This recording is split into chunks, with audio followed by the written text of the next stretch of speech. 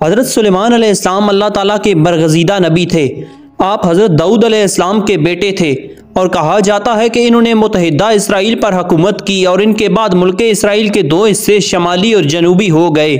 आपका सिलसिला नसब यहूदा के ज़रिए हज़रत याकूब अलैहिस्सलाम से जाकर मिलता है और कुरान पाक में इन्हें औलाद इब्राहीम में शुमार किया गया है।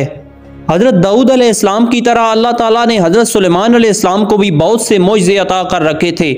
आप अलैहिस्सलाम जानवरों की बोलियां समझ लेते थे, हवा पर आपका काबू था, आपका तख्त हवा में उड़ा करता था, यानी सुबह और शाम मुख्तलिफ सिमतों को एक एक माह का फासला तय कर लिया करते थे। और जिन्नात भी हज़रत सुलेमान अलैहिस्सलाम के ताबे थे और आपसे डरते थे। जब हज़रत सुलेमान अलैहिस्सलाम ने मस्जिद अक्सा और बैतुल मक़दस की तामीर शुरू की, जिन दूर दूर से पत्थर और समंदर से मोती निकाल निकाल कर लाया करते थे और ये इमारतें आज तक मौजूद हैं।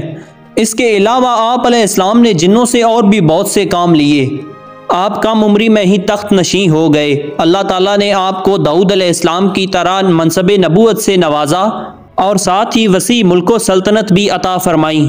सुलेमान अलैहिस्सलाम की हुकूमत इंसानों के अलावा जिन्नों, इंस, चरिंद परिंद और हर किस्म के जानवरों पर थी।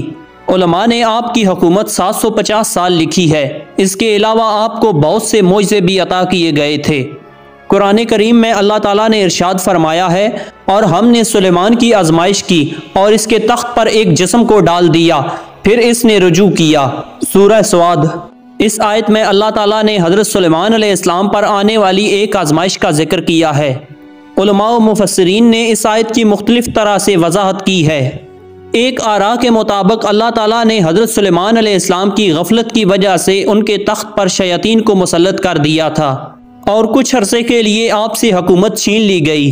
वाक़या कुछ यूँ है कि एक मरतबा हज़रत सुलेमान अलैहिस्सलाम ने एक जजीरे में मौजूद किसी शहर सैदून पर हमला कर दिया, क्योंकि वहाँ के बादशाह के फितनों और जुल्मों सितम के मुतल्लक हज़रत सुलेमान अलैहिस्सलाम को खबर पहुँची थी। इस जंग में अल्लाह ताला की तरफ से हज़रत सुलेमान अलैहिस्सलाम को फ़तह नसीब हुई और उस जालिम बादशाह को कत्ल कर दिया गया। मालो गनीमत के तौर पर उस बादशाह की बेटी भी हज़रत सुलेमान अलैहिस्सलाम के सामने पेश की गई, जो कि मुसलमान हो गई। लिहाजा हज़रत सुलेमान अलैहिस्सलाम ने उससे निकाह कर लिया। निकाह के कई अरसे बाद भी वो अपने बाप को ना बुला सकी और उसकी याद में गमगीन रहा करती थी। बीवी के इस गम को देखकर हज़रत सुलेमान अलैहिस्सलाम ने जिन्नात को हुक्म दिया कि वो उसके बाप की शक्ल का एक बुत बनाकर रख दें। लिहाजा जब भी परेशान होती तो बुत को देखकर उसके दिल को तसल्ली हो जाती। अभी कुछ ही दिन गुजरे थे कि उसकी कनीज़ों और कौम की औरतों ने उस बुत की पूजा करना शुरू कर दी और सुलेमान अलैहिस्सलाम के महल में ही खुफिया तौर पर बुत परस्ती का आगाज़ हो गया और ये बुत परस्ती का काम 40 दिन तक जारी रहा। आखिरकार हज़रत सुलेमान अलैहिस्सलाम के एक जिन वज़ीर आसिफ बिन बरखिया को इस बात का इल्म हो गया। उसने हज़रत सुलेमान अलैहिस्सलाम को इस शिरकिया अमल की खबर दे दी। ये सुनकर हज़रत सुलेमान अलैहिस्सलाम बहुत बरहम हुए और आप अलैहिस्सलाम ने उस बुत को तोड़ दिया और गुस्से में आकर उस औरत को अपने महल से निकाल दिया और शहर बदर कर दिया और फ़ौरन सजदे में गिरकर अल्लाह ताला से मग़फ़रत तलब करने लगे। लेकिन अल्लाह ताला ने हज़रत सुलेमान अलैहिस्सलाम को उनकी इस गफलत की वजह से एक आजमाइश में मुब्तला कर दिया।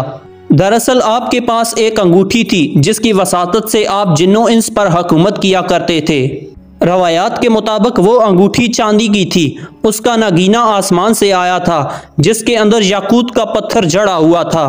इस अंगूठी के ऊपर इस्मे आज़म लिखा हुआ था और एक हदीस मुबारका के मुताबिक इस अंगूठी के ऊपर आप सल्लल्लाहु अलैहि वसल्लम का इस्म मुबारक भी लिखा हुआ था। ये अंगूठी हज़रत सुलेमान अलैहिस्सलाम की नबूवत और हिकमत की अलामत थी। जिस तरह हज़रत मूसा अलैहिस्सलाम का असा मुबारक था, इस अंगूठी के ज़रिए हज़रत सुलेमान अलैहिस्सलाम अपने हुकूमती अमूर अच्छे तरीके से चलाते थे और इसे आप कभी खुद से अलग नहीं करते थे। जब आप अलैहिस्सलाम क़ज़ाए हाजत के लिए जाते या अपनी बीवियों के पास जाते, तभी आप उस अंगूठी को उतारते और उसे अपनी सबसे भरोसेमंद कनीज़ अमीना के सपुर्द कर देते थे। एक दिन जब आप क़ज़ाए हाजत के लिए जा रहे थे तो उस अंगूठी को अमीना के सपुर्द किया। कुछ देर बाद एक शैतान जिसका नाम सखर था, आप अलैहिस्सलाम ही की शक्ल में आपकी कनीज़ अमीना के पास आया और वो अंगूठी ले ली। अंगूठी का उसके पास जाना था कि उसके हाथ में सारी ताकत और कुव्वत और आपका इक़्तिदार उसके हाथ में आ गया। जब सुलेमान अलैहिस्सलाम ने अमीना से अंगूठी मांगी तो उसने कहा वो तो मैंने सुलेमान को दे दी।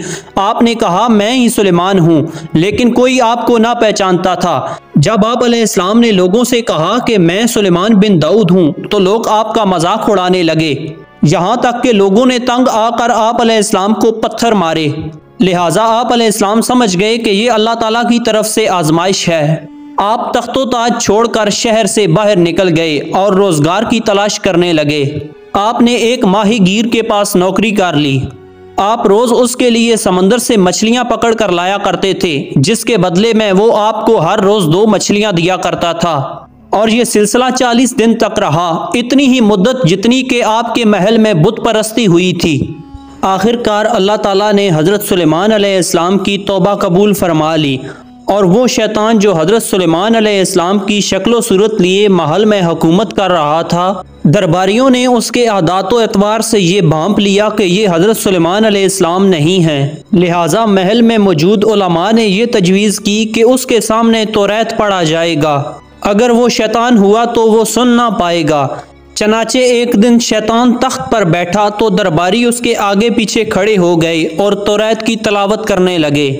फिर क्या था, वो शैतान कलामे इलाही सुनकर ताब ना ला सका और वहाँ से भाग निकला। जाते जाते उसने वो अंगूठी समंदर में फेंक दी ताकि वो हज़रत सुलेमान अलैहिस्सलाम को कभी ना मिल सके। लेकिन तकदीर में कुछ और ही लिखा था, उस अंगूठी को एक मछली ने खा लिया। अगले दिन जब सुलेमान अलैहिस्सलाम मछलियां पकड़ने के लिए गए तो जाल में वही मछली फंस गई और माहीगीर ने वही मछली हज़रत सुलेमान अलैहिस्सलाम को दे दी। जब आपने उस मछली को खाने के लिए उसका सीना चाक किया तो उसके अंदर से वही अंगूठी निकली। फिर क्या था, उसके पहनते ही सारे जिन्नो इंस और मखलूक आपकी खिदमत में हाजिर हो गए और आपकी अताअत पर आमादा हो गए। आपने बारगाह खुदाबंदी में शुक्र बजा लाया और फिर से हुकूमत संभाल ली। इस मौके पर आपने वो मशहूर दुआ की थी जिसे कुरान में सूरत साद में बयान किया गया है कि ए मेरे परवरदिगार, मेरी मग़फ़रत फरमा और मुझे ऐसी बादशाहत अता फरमा जो मेरे बाद किसी को भी मयस्सर ना हो। अहले तशय्युं के अकायद के मुताबिक ये अंगूठी बाद में आने वाले नबियों को मुंतकिल हुई और आप सल्लल्लाहु अलैहि वसल्लम के ज़रिए ये अंगूठी हज़रत अली को मिली। इस तरह औलाद अली को मुंतकिल होती रही। हुसैन बिन मूसा बिन जाफ़र कहते हैं कि एक दिन इमाम रज़ा अलैहिस्सलाम के हाथ में चांदी की एक अंगूठी देखी जो कि बारीक और नाजुक थी। मैंने पूछा कि आपके जैसा इंसान ऐसी अंगूठी पहनता है?